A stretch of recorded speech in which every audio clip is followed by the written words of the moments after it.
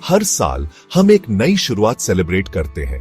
ये एक ऐसा समय है जब हम अपने पुराने साल को अलविदा कहते हैं और नए साल का स्वागत करते हैं।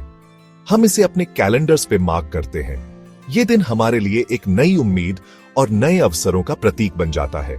हम सेकंड्स गिनते हैं, काउंट डाउन करते हैं। लेकिन 1 जनवरी क्यों? यह सवाल बहुत ही रोचक है। कोई और दिन क्यों नहीं? क्या खास है इस दिन में जो इसे इतना महत्वपूर्ण बनाता है? इसका जवाब एंशिएंट रोम के हिस्ट्री में छुपा है। यह कहानी हमें जूलियस सीजर के समय में ले जाती है। न्यू ईयर्स डे के तौर पे 1 जनवरी की कहानी टाइम ट्रैवल जैसी है। ये हमें एक ऐसे समय में ले जाती है जब कैलेंडर्स बदल रहे थे। ये एम्परर्स और कैलेंडर्स के बारे में है। ये उन लोगों की कहानी है जिन्होंने हमारे समय को मापा और उसे व्यवस्थित किया। ये स्टार्स और सीजन्स के बारे में है। ये उन प्राकृतिक घटनाओं के बारे में है जो हमारे समय को प्रभावित करती है।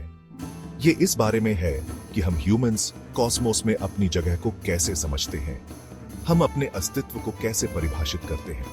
चलो उस समय में वापस चलते हैं जब इलेक्ट्रिसिटी या कार्स नहीं थे। एक ऐसा समय जब जीवन बहुत ही सरल और कठिन था। एक ऐसी दुनिया इमेजिन करो जो फायर लाइट से जगमगाती थी और ह्यूमन हैंड्स की पावर से चलती थी। ये वो समय था जब हमारी सभ्यता ने अपने पहले कदम उठाए। हजारों साल पहले इसी दुनिया में हमारी कहानी शुरू होती है। ये कहानी हमें बताती है कि कैसे हमने समय को मापा और उसे समझा। बहुत सारे कल्चर्स की तरह एंशिएंट रोमन्स भी गाइडेंस के लिए आसमान की तरफ देखते थे। वो सेलेस्टियल बॉडीज को ऑब्जर्व करते थे और उनके मूवमेंट्स को समझने की कोशिश करते थे। वो सन और मून के साइकिल्स देखते थे और इन साइकिल्स को अपने डेली लाइव्स में इंटीग्रेट करते थे। उन्होंने अपने मंथ्स का नाम गॉड्स और गॉडेसेस के नाम पर रखा ताकि डिवाइन इन्फ्लुएंस उनके जीवन का हिस्सा बना रहे। जनवरी भी अलग नहीं था। यह साल का पहला महीना था और इसे विशेष महत्व दिया गया। जनवरी का नाम जेनस से पड़ा, जो कि रोमन गॉड ऑफ बिगिनिंग्स थे। जेनस यूनिक थे।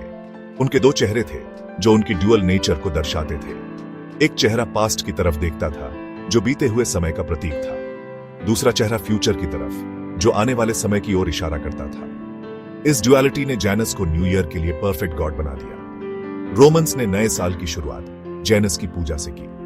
वो ट्रांजिशन को रिप्रेजेंट करते थे, जो था उससे जो होगा उसमें। जेनस के 2 चेहरे इस बदलाव को दर्शाते थे। वो spirit of new beginnings and fresh starts को एम्बॉडी करते थे, जो हर साल के साथ एक नई शुरुआत का प्रतीक था। जूलियस सीजर से पहले रोमन कैलेंडर एकदम मेस था। ये सीजन्स के साथ अलाइन नहीं था। इमेजिन करो विंटर सोल्स्टिस को समर के बीच में सेलिब्रेट करना पड़े। कुछ तो बदलना ही था। 45 बीसीई में सीजर ने कैलेंडर को रिफॉर्म करने का फैसला किया। उन्होंने एस्ट्रोनॉमर्स से कंसल्ट किया। उन्होंने सन के मूवमेंट्स को स्टडी किया। उनका गोल एक ऐसा कैलेंडर बनाना था जो एक्यूरेट और एफिशिएंट दोनों हो। सीजर ने ईयर की शुरुआत जनवरी से करने का फैसला किया। इससे रोमन गॉड जेनस को ऑनर मिला। ये रिफ्लेक्शन और रिन्यूअल के टाइम को भी मार्क करता था। आज पूरी दुनिया में लोग न्यू ईयर्स डे अपने अपने यूनिक तरीके से सेलिब्रेट करते हैं।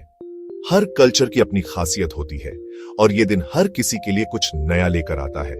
फायरवर्क्स डिस्प्लेज से लेकर फैमिली फीस्ट्स तक ट्रेडिशंस उतने ही डिवर्स हैं जितने कल्चर्स खुद।